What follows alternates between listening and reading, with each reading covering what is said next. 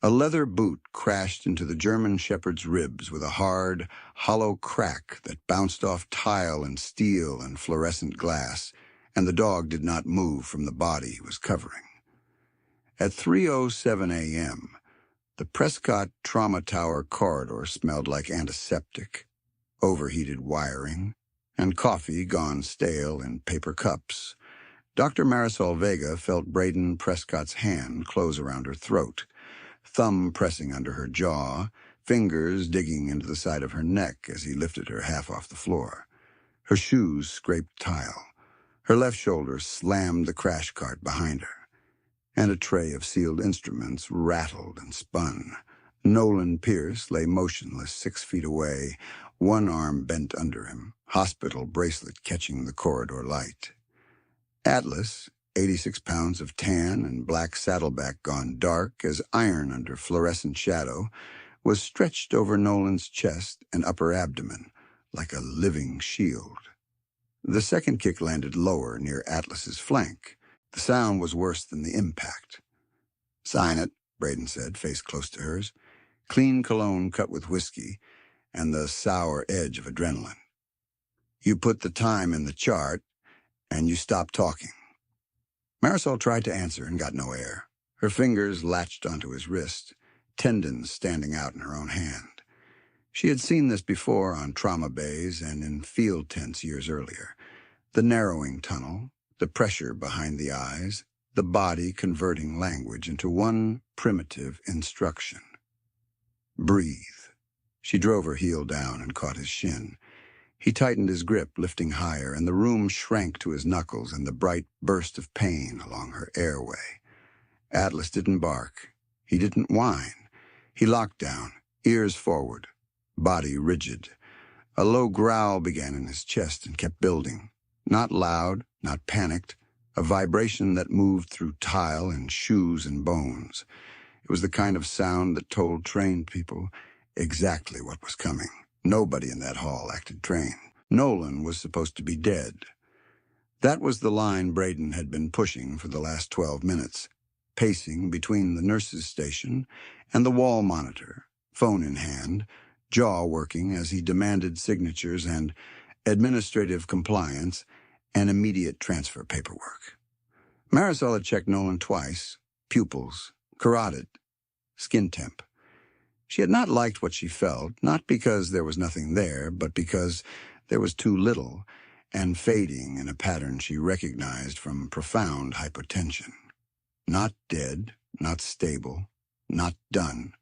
She had asked for ultrasound and blood gas. Braden had told her she was out of line.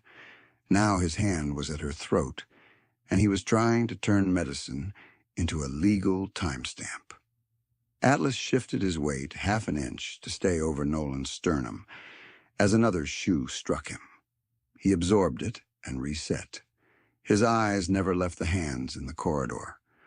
Marisol heard one of the interns whisper, "Call a code," and heard no code called. She heard a transport tech say, "Don't get involved," and the wheels of an empty gurney clicked softly as he pulled it backward to clear himself a path out. She heard the private security guard breathe through his nose, shallow and quick, radio hanging untouched at his chest. She heard Braden's phone camera chirp as recording started. "Look at me," Braden said, and shook her once. "You are going to confirm the time and clear this hall." Her vision pulsed gray at the edges. She forced her chin down, creating a sliver of space against his thumb, enough to drag one narrow breath into burning lungs. "He's alive," she rasped. Words scraped raw. "He's hypotensive. Move." He smiled, the kind that never reached the eyes. "You don't decide that tonight." He drove her backward again. Metal cart. Tile. Her spine lit with pain. She saw Nolan's chest, through Atlas's shoulder, maybe movement, maybe memory. She had done too many overnight shifts to trust first impressions and too many deployments to trust men who wanted signatures more than vitals. Her pulse pounded against his fingers. She felt Atlas's growl deepen another notch and knew the dog had made his own assessment. long before any human in this corridor admitted one. 32 people were in that narrow institutional hall, and not one of them crossed the line between witness and action. 9 night nurses in mismatched jackets stood near the medroom door, badges catching light, hands full of clipboards they weren't reading. 2 interns in fresh white coats flattened themselves against the wall, one still wearing surgical boot covers from a case upstairs. 5 transport staff clustered by the service elevator with folded blankets and empty wheelchairs. A private security contractor in a pressed black polo kept touching his earpiece as if waiting for permission to have a spine. A deputy from county stood under the camera dome by room 3B, thumbs moving over his phone screen in deliberate, careful strokes. He angled the display so no one could see what he was doing. Not a call, not a report. Typing to look occupied. The bystander count wasn't abstract. It had faces. It had uniforms. It had eyes turning away. A respiratory therapist, with a pink pen clipped to her scrub collar, stared at the oxygen manifold on the wall as if reading instructions she had memorized 10 years ago. A charge nurse glanced at Marisol, then at the Prescott name etched into the frosted glass panel above the corridor entrance, then down at her own shoes. One intern raised his phone halfway, caught Braden's stare, and lowered it again. A unit clerk pushed her rolling chair back behind the desk partition and made herself small. Someone started to say, "This is wrong," and swallowed the rest. Nobody helped. Braden shifted his grip from Marisol's throat to the front of her scrub top, fists twisting fabric and skin together. He yanked her forward and hissed against her ear, quiet enough that only she heard it. "You like this job? Keep it. You like that kid you're raising? Keep him fed. Sign the line." The mention of her nephew landed harder than the wall. She held his gaze anyway because fear had a smell, and men like Braden mistook that smell for consent. Her voice came out thin but steady. "You touch my chart, I file assault. You alter his record, I file federal." His laugh was short and brittle. He let go for 1 second, just long enough for her to draw a full breath, then shoved her sideways into the cart again. "You file whatever you want." Atlas exploded upward without leaving Nolan's body. Front paws planted wider, muzzle forward, teeth bared but controlled, warning not bite. The growl rolled through the hall like distant thunder finding a valley. Even Braden took 1 step back, not from conscience, from math. Marisol dropped to one knee, coughing hard, one hand at her neck. She tried to crawl toward Nolan's left side for a pulse check. Braden's boot blocked her path. "Stay down," he said and pointed toward Atlas with his phone. "Get that animal off him! Sedate him! Now!" No one moved to draw a sedative. No one moved to stop him either. The deputy finally looked up from his phone. He scanned the corridor, caught the security camera dome, then looked away to the vending alcove where a machine hummed and reflected his face back at him in warped silver. He adjusted his duty belt and took 2 slow steps backward, positioning himself near the corner where intervention would become someone else's problem. That was his choice, in real time, under full light. Marisol got 1 palm flat to tile and pushed again toward Nolan. Atlas snapped his head to her, recognized her, and shifted 3 inches to open a narrow channel to Nolan's wrist while keeping his own chest over Nolan's sternum. Teamwork under pressure, practiced and precise. She touched Nolan's radial artery and felt a thread, faint, intermittent. There. "He has a pulse," she said, louder now, the words tearing her throat. "He has a pulse. I need a code team and ultrasound now." Braden's face changed at that, not surprise, calculation. He swung toward the staff. "No code," he said. "No one pages anyone. This is a legal transfer. You'll all do what you're told." It was the first honest sentence of the night. Not clinical, not medical, not even plausible. Legal transfer. While a man still had a pulse, while a physician was on the floor with bruises blooming along her neck, while a combat dog took boots and refused to yield an inch of chest cavity to strangers. Across the hall, one of the interns whispered, "This is insane." The other whispered back, "That's Braden Prescott. Name as warning, name as excuse, name as shelter." Marisol rose to a crouch, every swallow a blade. "You don't own physiology," she said. "He crashes, that's homicide." Braden stepped in, grabbed her by the jaw this time, and forced her face toward the camera in his hand. "Say he's gone," he said. "Say the timestamp." Atlas's ears pinned, then drove forward again. His body locked harder. The growl dropped low enough to feel in the corridor railing. At the far end, near the stairwell, the heavy fire door clicked once, metal on metal, a small sound almost nobody heard because everybody was listening to their own fear. Marisol heard it. Atlas heard it first. His eyes cut to the doorway for half a second, then back to Braden's hands, and the muscles along his shoulders coiled without breaking guard over Nolan. 32 witnesses stood in that hall while a doctor fought for air, and a dog guarded a heartbeat the system was trying to erase. Nobody moved yet.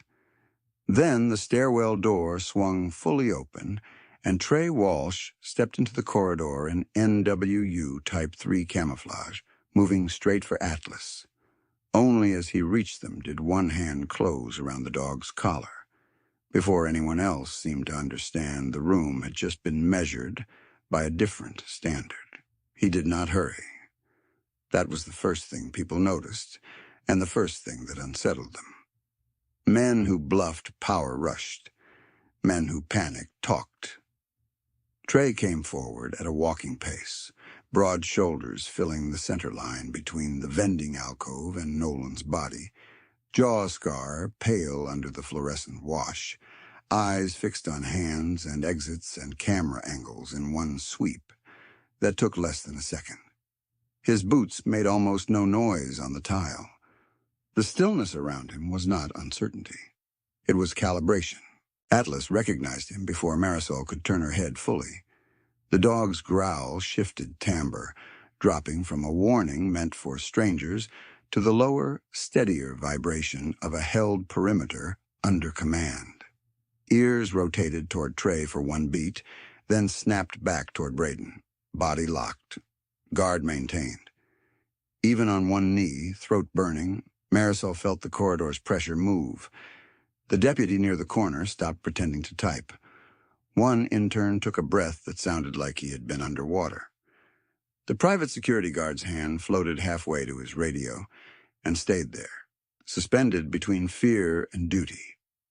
Braden kept his phone up, but the grin he wore for the lens thinned at the edges. Trey's left hand remained on Atlas's collar. His right hand stayed open at his side, fingers scarred across the knuckles, relaxed in a way that looked almost careless if you had never seen trained violence before. He took in Nolan's position, the angle of Marisol's shoulders, the bruising already darkening under her jawline, the crash cart pinned against the wall. He clocked the medroom keypad, the 2 dome cameras, the badge colors on every witness. He cataloged the deputy's badge number without looking directly at it. Braden found his voice first. "You can't be here," he said, chin lifting as if confidence could be rebuilt by posture alone. "This is a restricted transfer." Trey didn't answer. That silence landed harder than a shout. Braden shifted his weight. He tried to place Trey in a box he understood: security contractor, disgruntled relative, over-involved veteran, and kept failing. The uniform made it worse for him. NWU Type 3 in a civilian trauma tower at 3:07 in the morning was not normal, and Braden had spent 24 years believing normal would always protect him. Marisol drew one deeper breath and tasted copper at the back of her throat. Pulse is present, she said, forcing each word through swelling tissue. Profoundly weak. He needs a code team now. Trey's eyes moved to her for the first time. A small nod. Acknowledgement. Not comfort. He did not need her biography to trust her clinical call. He trusted what Atlas was doing, and Atlas did not guard corpses. Braden took a step toward Marisol anyway, phone still recording. I said no code. She's not in charge. He lifted his free hand and pointed at Atlas. Sedate the dog, right now. Nobody obeyed. That was new, and everyone in the corridor felt it. 32 witnesses had been the statues a minute ago. Now they were statues with doubt. The charge nurse looked from Braden to Trey and stopped looking at the Prescott name on the glass. A transport tech quietly set his folded blankets on a chair, as if preparing both hands for whatever came next. The respiratory therapist, with the pink pen, unclipped it and held it like she might need to write something real. Braden's voice climbed half a register. Did you hear me? Sedate him. Atlas showed one tooth and held it there. Not a snap, not a lunge, a line in enamel. Trey took one more step forward, enough that he and Braden now shared the same pool of ceiling light. Up close, Trey looked older than first glance allowed, gray at the temples, fatigue carved into the skin around his eyes, grief packed down into discipline so tight it read like cold iron. Braden looked 24, expensive jacket, clean manicure, watch face bright as a coin, certainty inherited and never tested. You're obstructing medical authority, Braden said, words crisp now, rehearsed from boardroom legal briefings. My father owns this hospital. No one spoke after that sentence. It hung in the hall like a confession. Marisol watched Trey absorb it without reaction. Not surprise, not anger, just data. His thumb pressed once into Atlas's collar, a micro-command. Atlas shifted his rear paws for traction and settled harder over Nolan's rib cage, careful around the left side where old shrapnel had changed his gait years earlier. Dog and handler moved like one thought divided between two bodies. The deputy cleared his throat. Sir, he said to Trey, but the title came out uncertain. You need to step back while we sort this out. Trey turned his head 2 degrees toward him. You watched assault, he said. 5 words, flat and exact. The deputy's mouth opened, then shut. He glanced at the ceiling camera as if it might offer rescue. Marisol's pulse hammered in her ears. Nolan's wrist under her fingers still flickered, fading and returning in weak intervals that matched her worst fear, shock deepening while paperwork predators circled. She looked to the nurses and saw the moment one of them made a private decision. The youngest night nurse, badge reading K, Nguyen slid a hand into her pocket, thumb already moving over a phone screen angled behind her clipboard. A text? A page? It was action finally, and action had weight. Braden saw it too. No one calls anyone, he snapped, wheeling toward the nurses. Put your phones down. Trey shifted half a step and blocked Braden's line of movement toward staff without touching him. Just placement. Just geometry. The corridor narrowed around that one movement until all paths ran through Trey's shoulders. Atlas's growl rolled again, lower now, like distant thunder sitting over frozen ground. Marisol got both knees under her and rose to a crouch beside Nolan's arm. Nolan, she said close to his ear, if you hear me, squeeze. Nothing. Then a tremor in 2 fingers. Small. Real. She swallowed pain and looked up. He responded. The private security guard finally keyed his radio. His voice cracked on the first syllable, then steadied. Need supervisor to Prescott Trauma Corridor 3. Possible assault in progress. Physician requesting code. Braden rounded on him with disbelief so pure it bordered on panic. Do you understand who I am? The guard looked at Trey, then at Atlas over Nolan's chest, then at Marisol's bruised throat. "Yeah," he said, and kept the radio pressed. That was the second shift.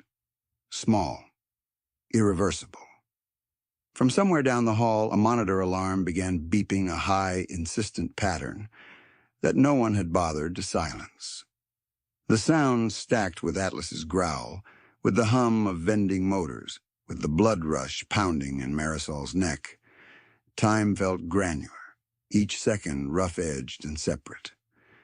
Trey remained still in the center of it, one hand on his dog, eyes on Braden's hands, waiting for the next decision from the only person in the room who still believed he controlled outcomes.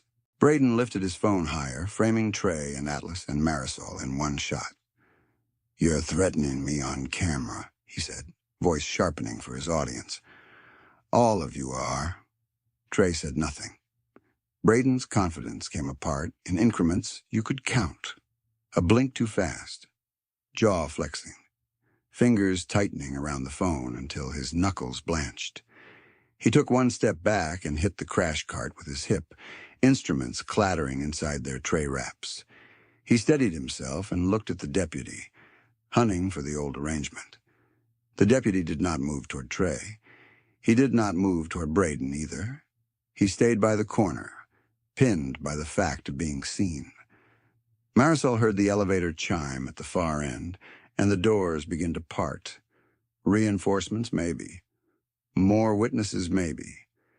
In this town, both had worn the same face before. She kept one hand on Nolan's wrist, and the other braced on tile, refusing to give up contact. Atlas lowered his head for half a second, and pressed his muzzle to Nolan's chest, as if confirming rhythm through bone, then lifted again toward Braden.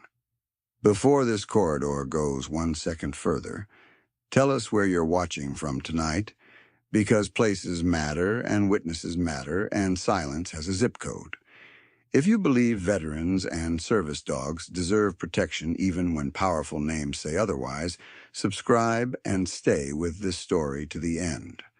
What happens in the next stretch turns a family name etched on glass into exhibit labels and sworn testimony." Braden made one last play for the old rules. He spread his free hand toward the staff and forced a laugh that sounded like it hurt coming out. "You're all finished," he said. "Every one of you." No one answered him. Nurse Nguyen's phone buzzed once in her pocket. She glanced down, then up at Marisol. "Code team en route," she said, barely above a whisper, but everyone heard it. Braden's eyes snapped to her. "I told you—" Trey took one step forward, closing the distance to arm's length, and the sentence died on Braden's tongue. Atlas rose with him without breaking guard. The corridor held its breath. The corridor held its breath.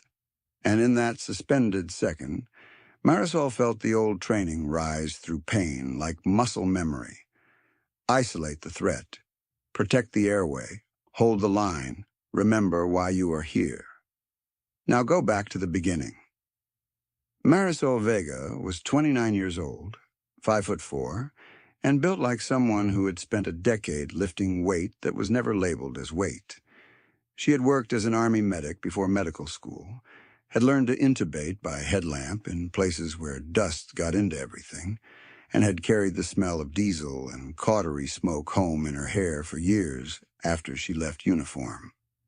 Her left wrist still clicked when she turned it too far, a gift from a rollover outside Bagram. She never mentioned it to patients, who she never mentioned most things. She lived over a laundromat on Calder Street in a one-bedroom apartment with thin windows and pipes that knocked all winter. Her 8-year-old nephew, Mateo, slept in the bedroom under glow-in-the-dark stars they had stuck to the ceiling together. She slept on a pull-out couch in the living room beside a bookshelf made from cinder blocks and painted planks. The place always smelled faintly of detergent and toast because the dryer vents rose through the floor and because Mateo liked one food category: bread, brown. On mornings after night shift, she climbed the stairs with her shoes in one hand so she would not wake him, showered in water that took 3 minutes to warm, then stood at the sink packing his lunch with one eye on the microwave clock and one eye on the math worksheet clipped to the fridge. Her sister Elena had died 18 months earlier when a delivery truck ran a red light on Orchard and Ninth. The case settled. The check cleared. The grief did not. Mateo stopped asking when his mother was coming back after the first 6 weeks, then started asking different questions that were worse because they were practical. Who signed field trip forms now? Who came to the science fair? Who knew where his blue hoodie went when the school lost it? Marisol answered all of them every day in between 12-hour shifts and charting and trying not to snap at telemarketers who called during the 90 minutes she had for sleep. By the second week of October, she had reduced her life to a timetable pinned under a magnet shaped like a lemon. Drop-off at 7:20, hospital by 7:45 if days, 6:45 p.m. if nights. Pickup arranged with Mrs. Larkin downstairs when shifts bled over. Homework at the kitchen table. Chicken if she had energy. Eggs if she did not. 2 alarms set for every sleep block in case one failed. She could function on 2-hour fragments because the Army had taught her to, but civilian exhaustion had a different texture. In combat, you knew why you were tired. In a city hospital owned by people who spoke in legal language while patients coded, fatigue felt like being slowly sanded down. She had become an emergency physician because she believed triage could be moral if done right. The worst goes first, rank and wallet irrelevant. Prescott Trauma Tower taught her the opposite lesson every week. VIP transport routed around wait times. Donor families got private elevators. Board members, nephews skipped security. The gap between policy and practice was visible in the corridors if you knew where to look. Marisol knew exactly where to look. She first met Chief Nolan Pierce when he arrived for rehab consults after a collapse on a training run. He was 38, broad through the shoulders, with the flattened calm of someone who had spent years teaching fear to stay in its lane. His chart was thick with old damage. Blast exposure, hearing loss in one ear, rib fractures healed crooked, sleep disorder marked chronic. He had retired from active handler operations 6 months earlier and had not adjusted to civilian medicine, where appointment slots were 15 minutes and everyone wanted him to answer pain scales with a single number. Atlas came with him to every visit, harness on, eyes scanning, gait just uneven enough on the left hip to tell anyone paying attention about old shrapnel. Most clinicians saw a difficult veteran with a dog that made people nervous. Marisol saw a man trying to keep one promise after another, while his blood pressure crashed in quiet increments. No one wanted to investigate because tests were expensive and discharge was efficient. She also saw what happened to him when administrators entered the room. His jaw tightened. His words got shorter. Atlas shifted closer until his flank pressed Nolan's knee. Protective behavior, yes. Also pattern recognition. On Nolan's third visit, a case manager tried to route him to an administrative transition unit 2 counties away. The language sounded clean on paper. The destination had no critical care capacity and a sedation protocol for animal management attached to intake packets. Marisol read the transfer draft at 1:12 a.m. at a workstation that smelled like hand sanitizer and printer heat, then walked it straight to the attending on call and refused to sign. The attending told her to be careful. She asked careful for whom. Nolan noticed after that. He did not thank her in dramatic terms. He just looked at her one morning while Atlas rested his chin on his boot and said, "You read charts like a prosecutor." She answered, "You guard doors like one." It was the closest either of them got to humor. 3 days later, he brought Mateo a patch from an old unit fundraiser, embroidered with a shepherd's silhouette and the word steadfast. Mateo stuck it on his backpack and wore it like armor. That mattered more to Marisol than Nolan understood. The night everything cracked, she had come in on 4 hours of broken sleep, and half a cup of coffee she forgot to finish. Mateo had left a note on the counter in block letters. Good luck with saving people. He drew a dog next to it with ears too big for its head. She folded the paper into her scrub pocket and carried it through admissions, trauma bay, and 2 near misses before 2:50 a.m. When Nolan came in pale and unresponsive, Atlas pacing at his side and refusing separation, she knew his baseline well enough to feel alarm before the monitor numbers caught up. She called for imaging. She asked for ultrasound. She asked again when no one moved. Then Braden Prescott arrived and turned a medical emergency into a private command performance. Braden was 24, educated in expensive schools that taught confidence as if it were character, and he wore entitlement like a second skin. He came through the tower at odd hours in a leather jacket that cost more than one of Marisol's monthly rent checks, designer sneakers spotless even in rain, and $400 sunglasses indoors because he liked the reflection they gave him in glass doors. He called his late-night rounds compliance checks, a phrase borrowed from policy manuals and stripped of any meaning beyond control.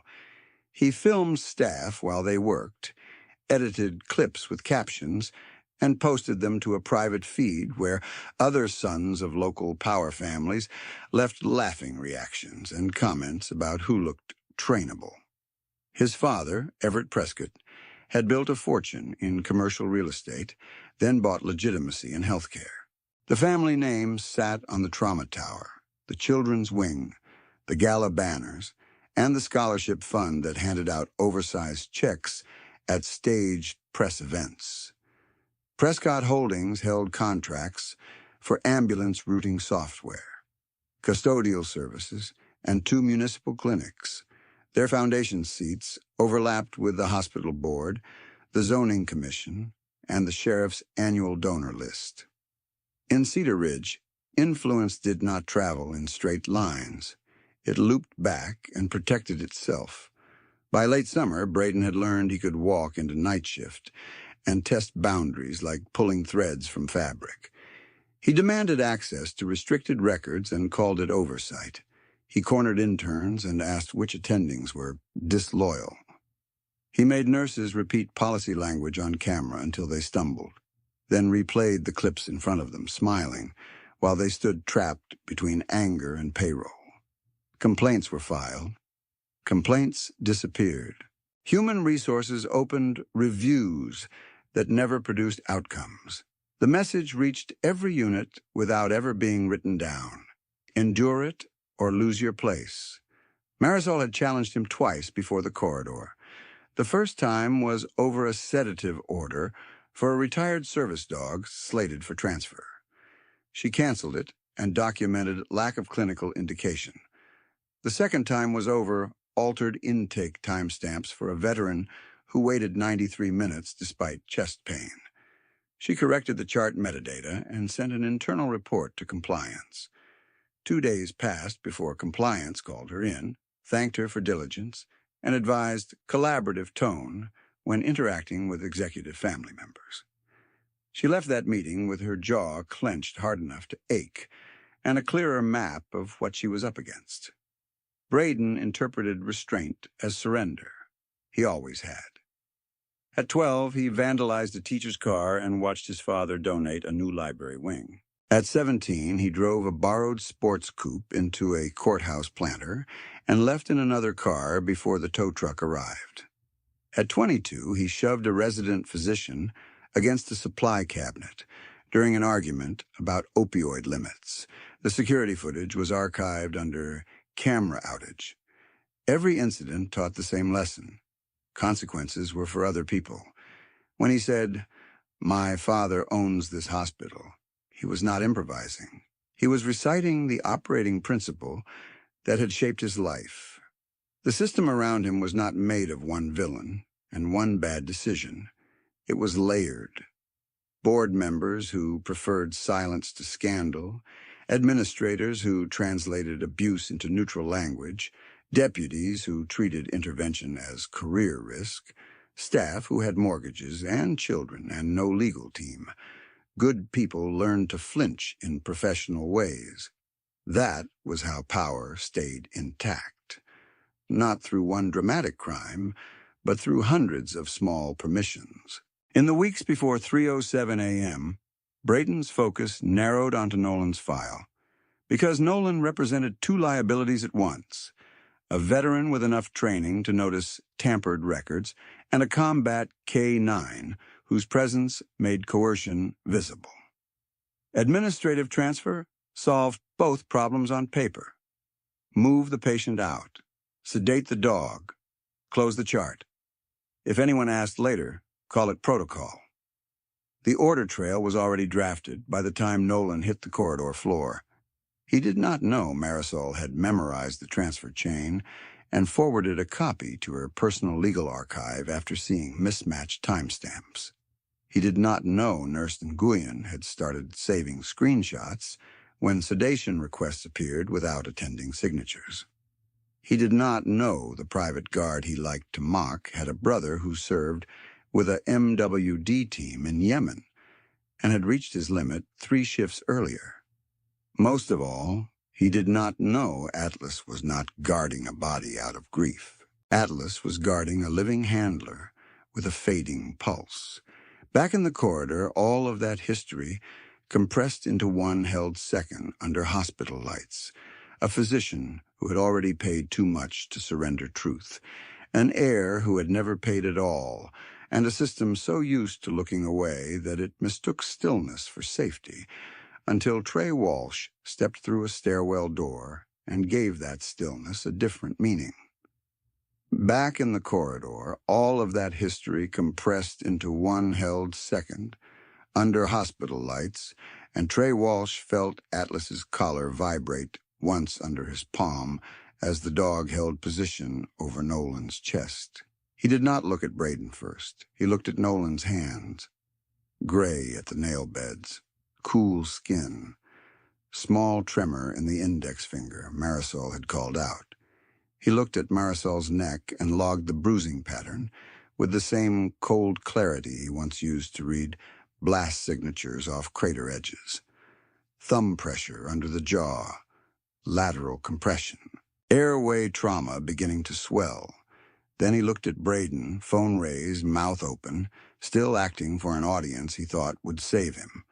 Trey had spent 14 years in teams where men who talked too much died first. BUD/S in Coronado. SQT, 2 rotations attached to an element that lived out of aircraft and bad maps.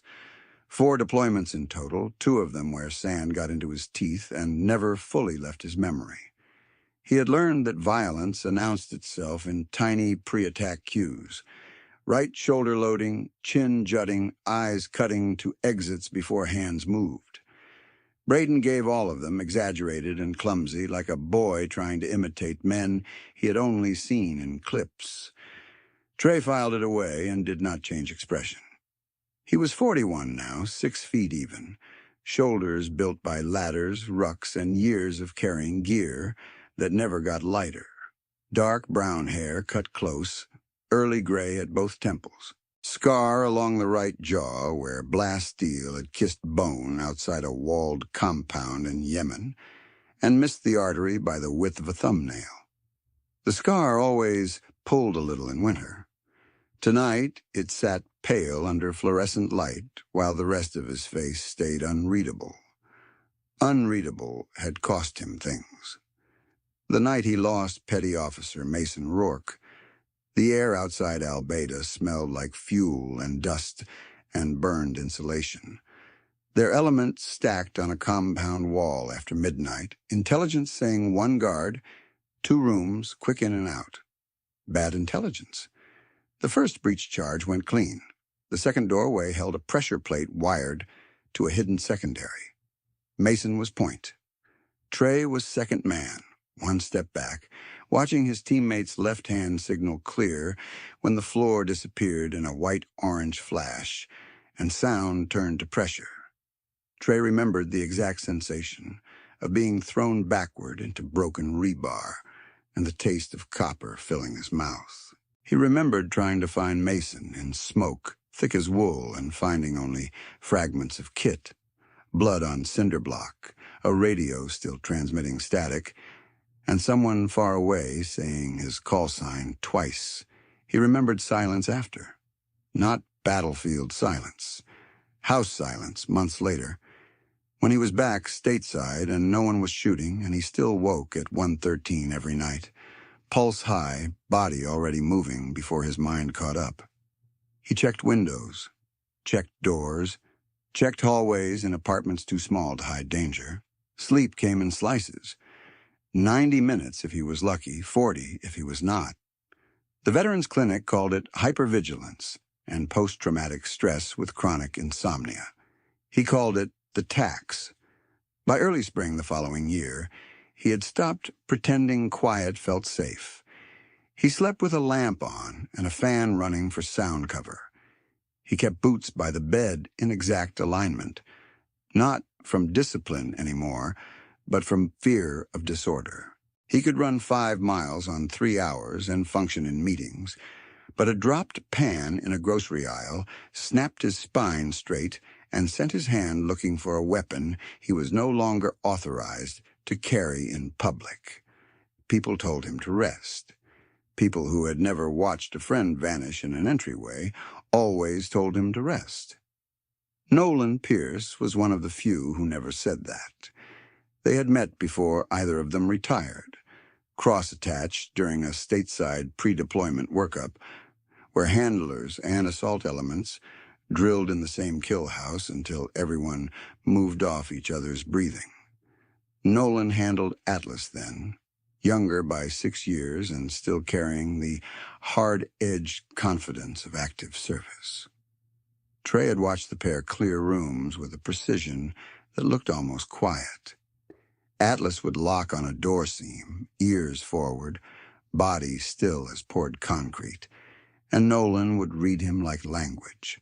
Years later, after Yemen and after the med board and after too many forms that reduced service to checkboxes, Trey ran into Nolan again in Norfolk outside a VA pharmacy line. Nolan looked heavier in the shoulders and older in the eyes. Atlas limped slightly on the left hip and leaned harder into Nolan's leg when strangers passed behind them. They got coffee from a machine that served burnt water disguised as hope, and sat in plastic chairs while a daytime talk show played muted on wall screens. Nolan told him his blood pressure had been unstable for months, told him admin wanted transition planning, told him he had seen a sedation order template with Atlas's ID field pre-filled and no clinical indication listed. "I sign anything happens to me," Nolan had said, voice flat. "They put him in pipeline."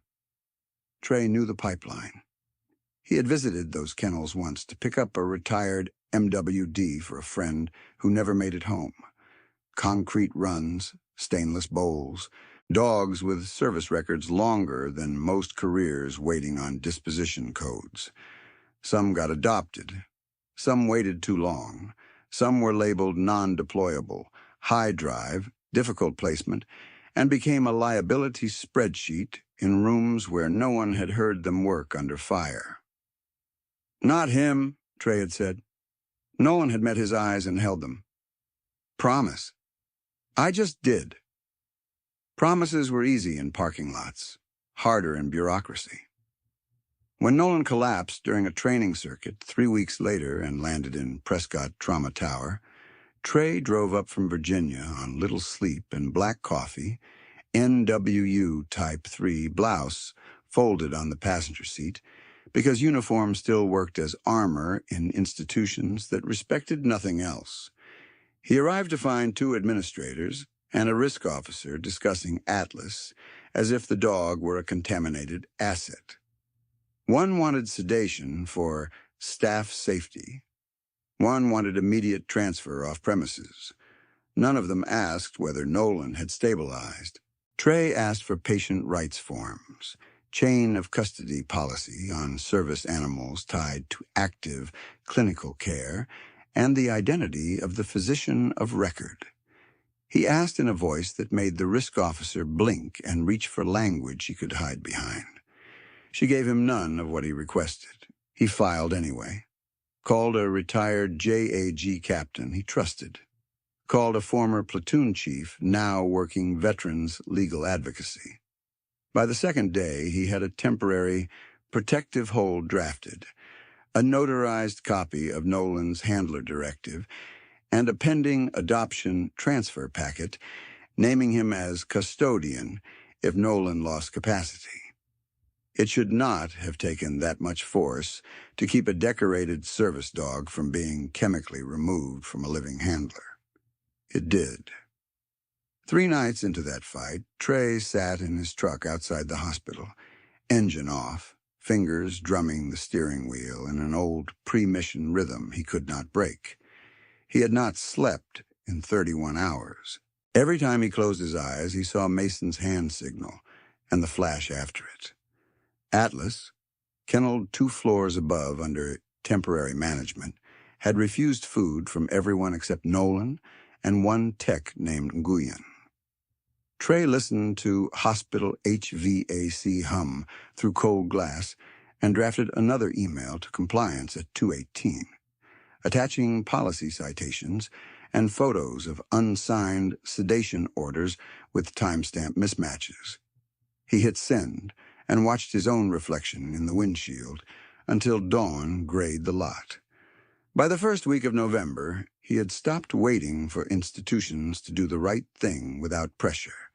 He built a folder so tight it could survive court. Copies of shift logs, badge scans, transfer drafts, all with checksum hashes from a forensic archiving app one of his old teammates, now selling cybersecurity, had recommended. He taught Nurse Nguyen how to preserve metadata from internal message screenshots without altering originals. He told Marisol exactly where to send duplicate files so they could not vanish from hospital servers. He never raised his voice in any office. He never needed to. The men who had trained him taught this too. Calm was not the opposite of force. Calm was force with no wasted motion. In the corridor at 3:07 a.m., that discipline was all that kept him from crossing lines he could not uncross. Braden's hand had been on Marisol's throat. Braden had kicked Atlas while Nolan's pulse still flickered. Trey felt old combat heat rise behind his ribs, the same heat that once made decision trees narrow to targets and outcomes. He kept it leashed. He watched hands. He tracked breath. He waited for the next move that would justify the exact response required. No more, no less. Under his palm, Atlas shifted his weight again, and Trey's focus tightened from memory to the dog in front of him. Atlas was 8 years old. German Shepherd. MWD certified. 4 deployments. 19 confirmed live-find alerts logged across Afghanistan and Yemen operations. 23 Americans pulled out alive after mixed IED strikes and structural collapse, some conscious, some barely breathing, all found because Atlas alerted, where human eyes saw only dust and broken angles. His tan and black saddleback coat had turned gold in desert sunlight and gone dark as iron in shadowed compounds, and his ears worked like satellite dishes when he hunted scent in wind that made men squint blind. Trey had read Atlas's record the way some men read scripture, line by line until the pages felt personal. 2019.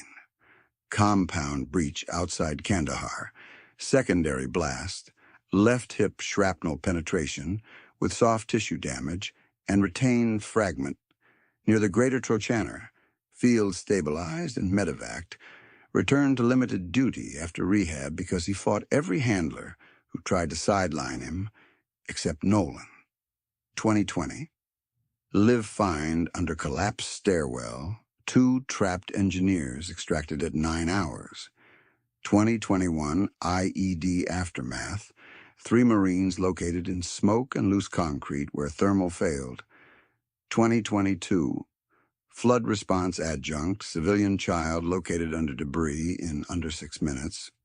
The record carried numbers. The numbers carried people. He had seen Atlas work once up close in a training village before Yemen. Simulated collapse, smoke machines, screaming through speakers, and Atlas cut through all of it, with nose low, gait smooth, then froze at a pile no one else marked. Nolan called halt. Engineers lifted timber, and a role player came out grinning and crying at once. Even in training, some rescues shook you. War made that shake permanent. The left hip never fully healed right. In winter, Atlas's stride shortened by a fraction, and he took stairs with deliberate placement, careful not to over-rotate when tired. Staff who did not know him called it age. Trey called it Kandahar, written in muscle memory. Tonight, despite 2 kicks to the ribs and pressure on that old injury, Atlas kept his chest over Nolan's sternum, and his front paws planted for leverage. Guard first. Pain second. Forgotten hero was a clean phrase civilians used at fundraising dinners. Atlas had never needed the phrase. He needed loyalty returned in concrete acts.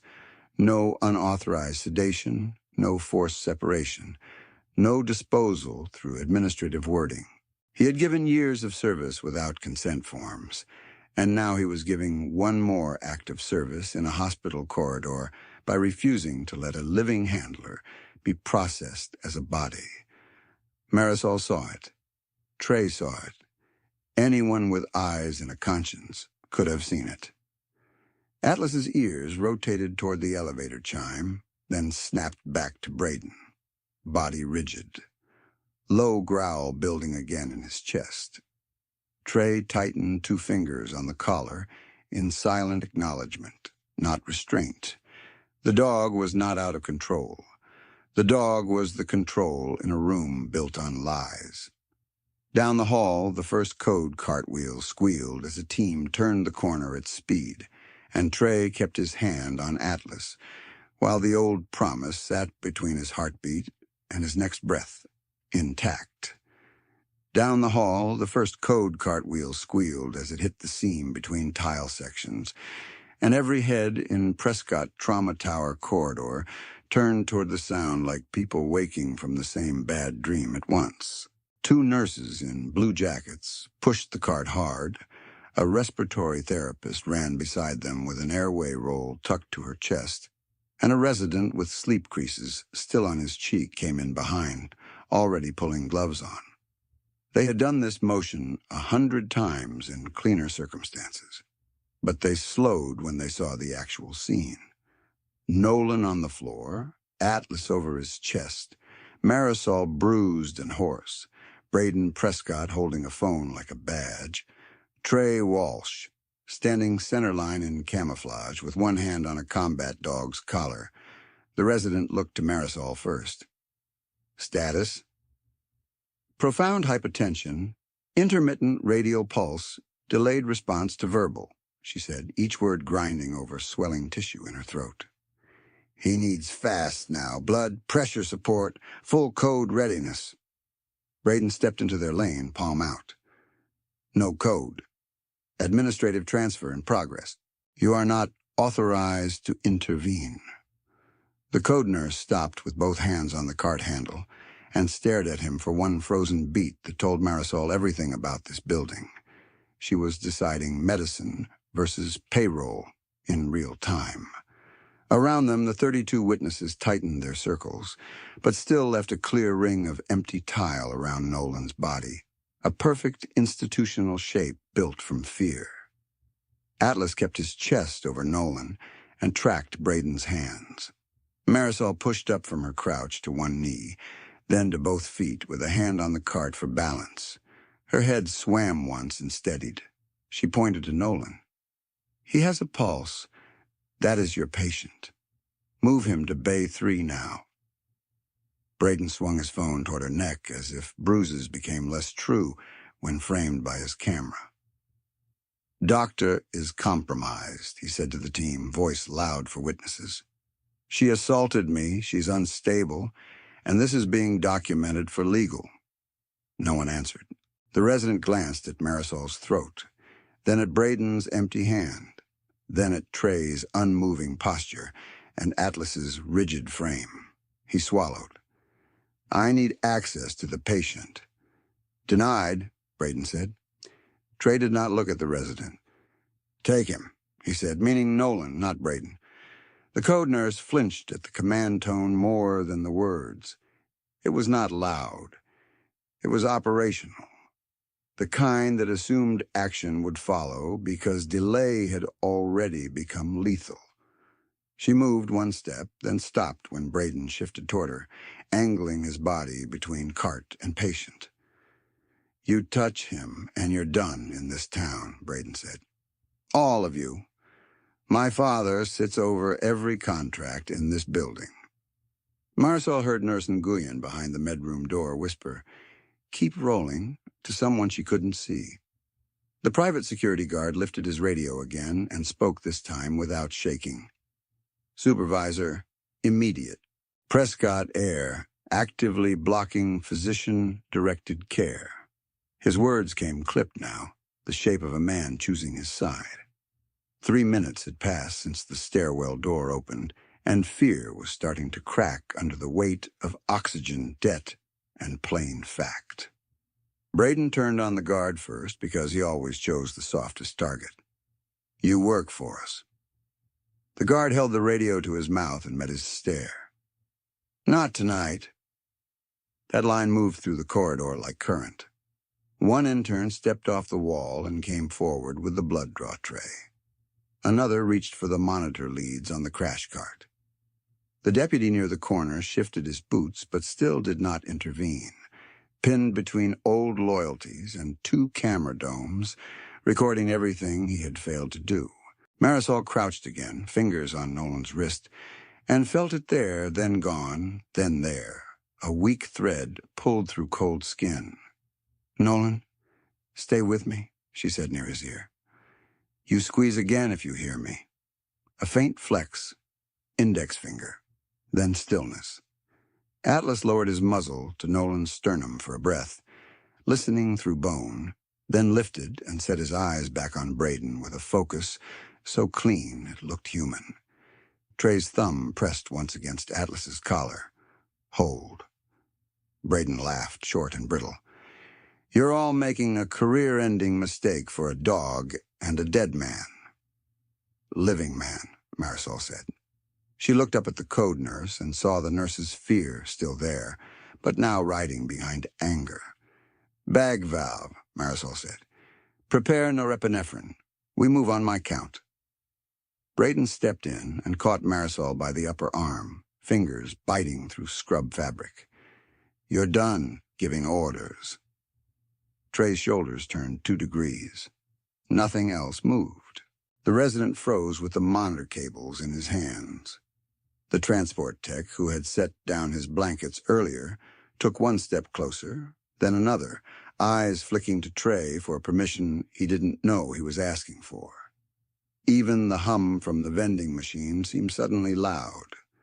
Marisol stared at Braden's hand on her arm and heard Elena's voice from years earlier teasing her about stubbornness, then heard Mateo at breakfast saying good luck with saving people. The corridor narrowed to 1 point. She pried at Braden's grip with her free hand and said, raw but steady, "Take your hand off me." He tightened instead and pulled her half a step toward him, phone still filming. Trey spoke then, and the corridor recognized command before words finished leaving his mouth. "Let her go."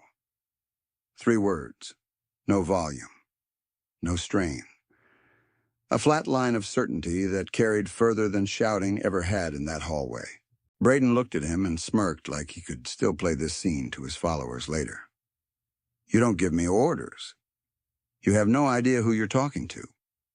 Trey held eye contact. "I do."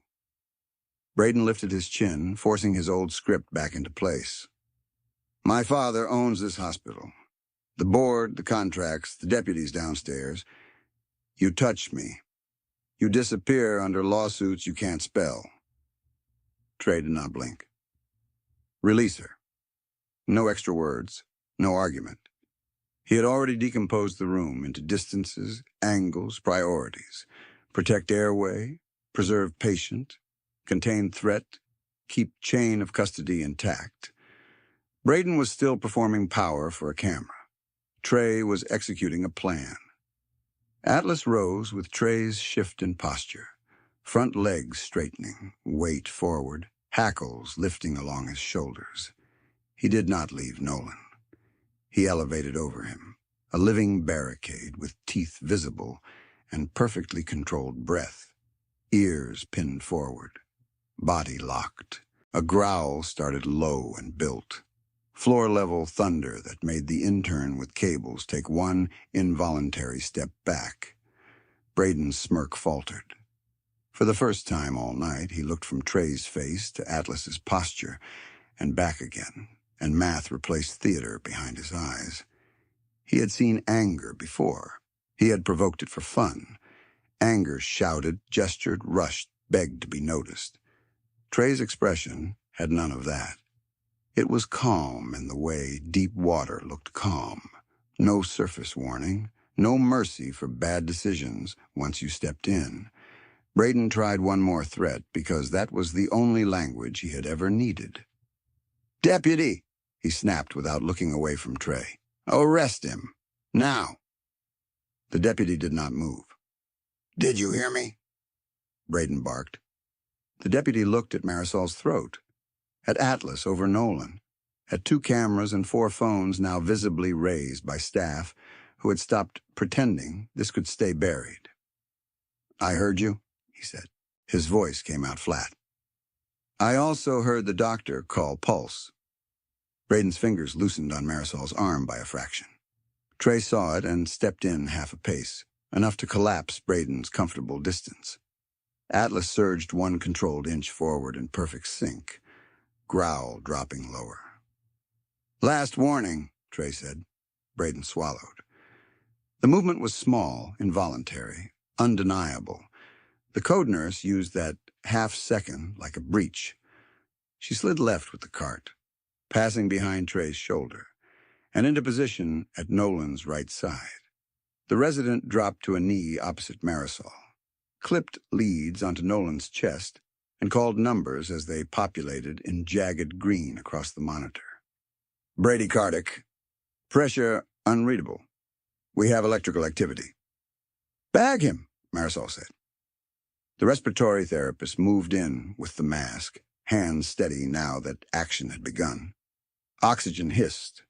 Plastic sealed over Nolan's mouth and nose. The first assisted breath lifted his chest against Atlas's foreleg.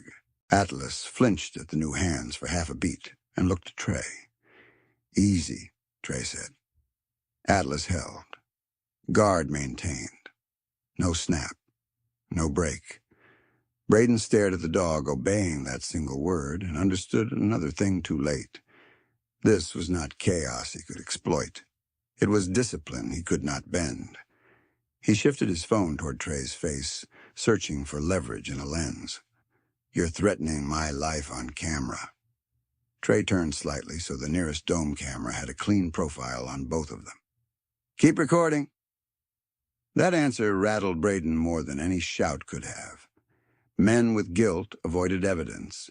Men with control invited it. Nurse Nguyen emerged from the wall with a portable ultrasound, gel packet in her teeth, cable looped around her wrist. She met Marisol's eyes once. No words, just readiness. Marisol nodded and lifted Nolan's gown hem, enough for probe access, while the resident continued bagging. Braden stepped backward to regain space and hit the crash cart again, metal rattling loud in the corridor. He recovered, but the movement had lost polish. The swagger came apart into abrupt corrections and too fast breaths. His gaze kept cutting to Trey's hands, then Atlas's teeth, Then the deputy, who still refused to rescue him. "You think this uniform scares me?" Braden said, voice thinner now. "I can end every job in this hall by sunrise." Trey's jaw scar caught the fluorescent light as he tilted his head a fraction. "Try." Two transport staff moved in behind Marisol with the stretcher, guided by the code nurse's hand signals. The private security guard stepped to the corridor entrance and held it, not to keep people out now, but to keep the path clear for the team. Institutional gravity had reversed. The center of authority was no longer the Prescott name etched in glass. It was a physician with bruises on her throat, a SEAL in working camouflage, and an old war dog refusing to surrender a pulse. Braden saw it happen and could not process it quickly enough. He looked back at Trey one more time, as if hunting for some hint that this was bluff and could still be bought off. He found none. He found a man who had already decided where every person in this hallway would stand in the next 10 seconds and what would happen if anyone crossed the wrong line.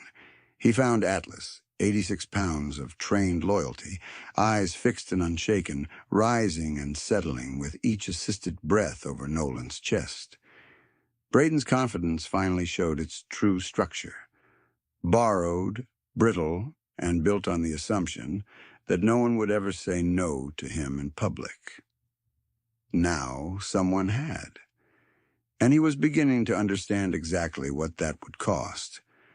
Braden's hand twitched toward Marisol again, more reflex than strategy, and Trey moved first. He caught Braden's wrist, turned it down and away from her airway, and pinned the hand with the phone against the crash cart rail in one clean motion. Metal rang. Braden's breath broke into a sharp grunt as Trey shifted leverage through the elbow and took his balance without taking skin. Atlas surged half a step, teeth bared over Nolan's chest, then froze on Trey's second thumb press to the collar. "Don't," Trey said. The word ended the struggle before it started. Braden went still, face flushed, jaw shaking with the shock of being handled like a threat and not a donor heir. Marisol dropped the ultrasound probe to Nolan's upper abdomen, gel cold and shining under the fluorescent wash. Grainy black and white filled the portable screen. She slid the probe angle, found the view, and felt her own pulse spike in her bruised throat. There was cardiac movement. Slow, shallow, real. "Cardiac activity present," she said, loud enough for every witness. "He is alive. Move!" The code team exploded into coordinated action.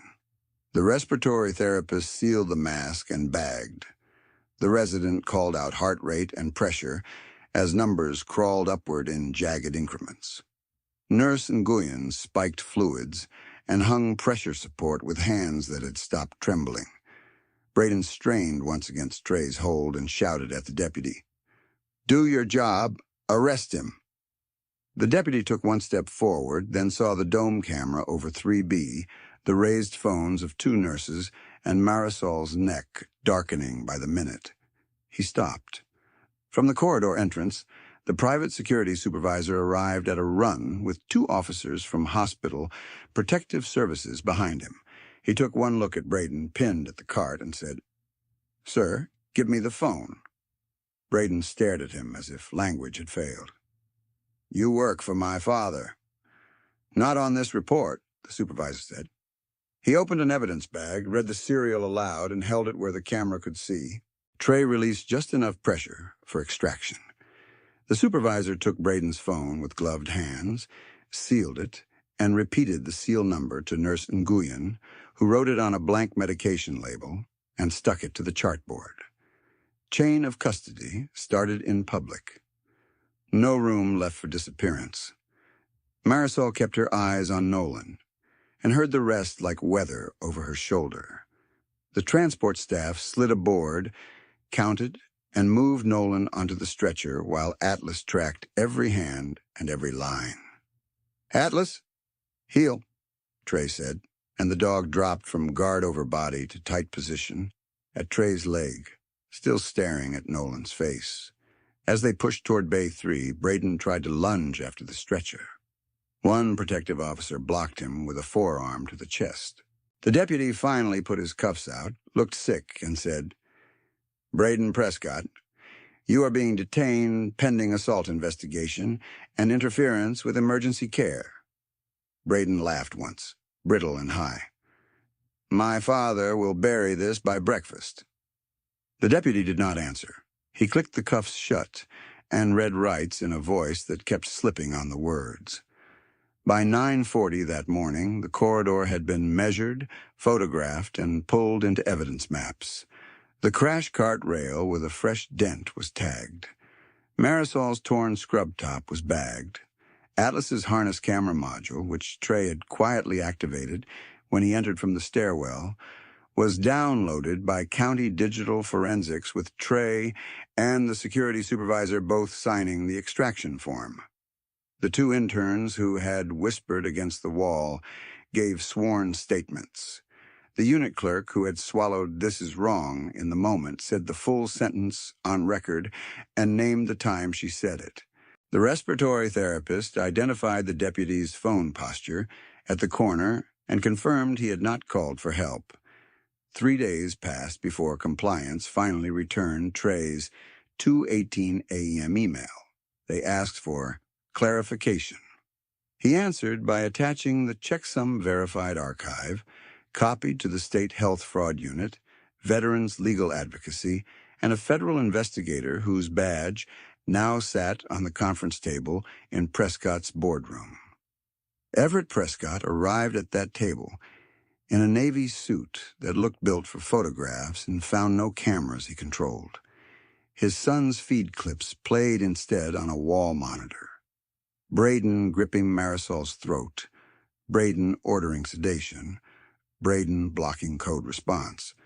Then came metadata overlays from Guyon's screenshots and Marisol's legal archive showing altered chart timestamps and sedation order drafts created before Nolan was ever declared unstable. Those files were internal drafts, Everett said. The federal investigator slid a printed chain of custody log across the table. They were executed orders routed through executive credentials. Everett's attorney tried to interrupt. The board chair, a retired judge with a voice like old paper, cut him off. "Sit down." At the far end, the deputy who had stood in the corridor corner testified under Garrity warning. He admitted he had been typing to Braden's assistant, not dispatch, at 3:07 a.m. He admitted he stepped back when Marisol asked for help. He was suspended before lunch and terminated after the second hearing. Braden was charged with felony assault, obstruction of emergency medical treatment, and evidence tampering. His bail argument collapsed when the prosecution played the moment he said, "no code," while Nolan still had electrical activity. The line, "my father owns this hospital," made it into the affidavit exactly once, under motive and coercive intent. 2 weeks later, under pressure from donors, veterans groups, and a state injunction, the board stripped Everett Prescott of all operational authority. The etched Prescott name came off the trauma tower in sections at dawn, glass crews lowering each letter while a handful of nurses watched from the staff entrance in silence. The replacement signage went up 12 days after. Pierce Walsh Veterans Trauma Fund Center, approved by emergency vote, paid from a settlement escrow, the Prescotts could no longer shield. The family name had become exhibit material. 6 weeks after the corridor, Nolan woke to soft monitor beeps, and winter light pooled on the blanket across his legs. He surfaced in pieces. First sound, then pain, then the weight of a room that was no longer trying to erase him. Marisol was there in a chair by the bed, hair tied back, finger-shaped bruises faded to yellow shadows along her neck. Trey stood near the window in NWU Type 3, arms folded, eyes red-rimmed from another short night. Atlas lay on a mat between them, tan and black coat warm gold where sunlight hit and dark as iron in the shade. Nolan tried to speak and coughed. "Don't force it," Marisol said, already at his side with a swab and water. "You crashed hard. You're stable now. You're safe." Nolan's gaze moved past her to Atlas. The dog was up before anyone gave a command, hips stiff for the first step, then steady. He placed his front paws gently on the mattress edge, leaned in, and pressed his head to Nolan's chest, right over the heartbeat he had guarded on cold tile. His eyes closed for one long breath. Nolan's hand shook as it found the fur behind Atlas's ears. "Good boy," he whispered, voice cracked raw. Atlas made a low sound, not warning now, not grief. Relief. Trey looked away to the window for a second, jaw tight. When he turned back, Nolan held out his other hand without words. Trey crossed the room and took it, scarred hand over scarred hand, grip firm enough to say what men like them rarely said aloud. "You kept him," Nolan murmured. Trey nodded once. "Kept both." Marisol watched the three of them and let herself exhale for what felt like the first time since 3:07 a.m. "One more thing," she said, touching the chart at the foot of the bed. The forensic vet reviewed Atlas's behavior with critical care. His alert pattern matched perfusion decline before your monitor captured it. He wasn't refusing to grieve. He was refusing to surrender a live patient. Nolan smiled, weak but real, and pressed his forehead to Atlas's. Always did have better instincts than command staff. A small knock came at the door. Mateo stood there in a borrowed blazer, school backpack hanging off one shoulder, with the steadfast patch stitched crooked near the zipper. He had permission from exactly 3 administrators and one very stubborn aunt. He stepped in carefully, eyes wide at the machines, then at the dog. "Hi, Atlas," he said. Atlas lifted his head, ears forward, and walked to him with deliberate gentleness, lowering his muzzle to the boy's hand. Mateo stroked the bridge of Atlas's nose like he had practiced in the mirror for courage. "She said you saved him," he whispered. Atlas leaned in, then looked back at Nolan, then Trey, as if counting his people. No one in the room looked away. By the time evening settled over the renamed tower, every outstanding report had an entry and an outcome. Marisol's federal filing accepted and active, Guyon's screenshots authenticated, Trey's archived hashes matched to server logs, the guard's radio call preserved in dispatch audio, the swallowed words spoken under oath, the deputy's non-intervention recorded as fact, and the strange click of the stairwell fire door at 3:07 time-locked to Trey's first frame on camera. Nothing vanished this time. If you're still here, remember what that corridor taught a town that mistook money for authority. Accountability has a sound, and sometimes it starts with a dog refusing to move.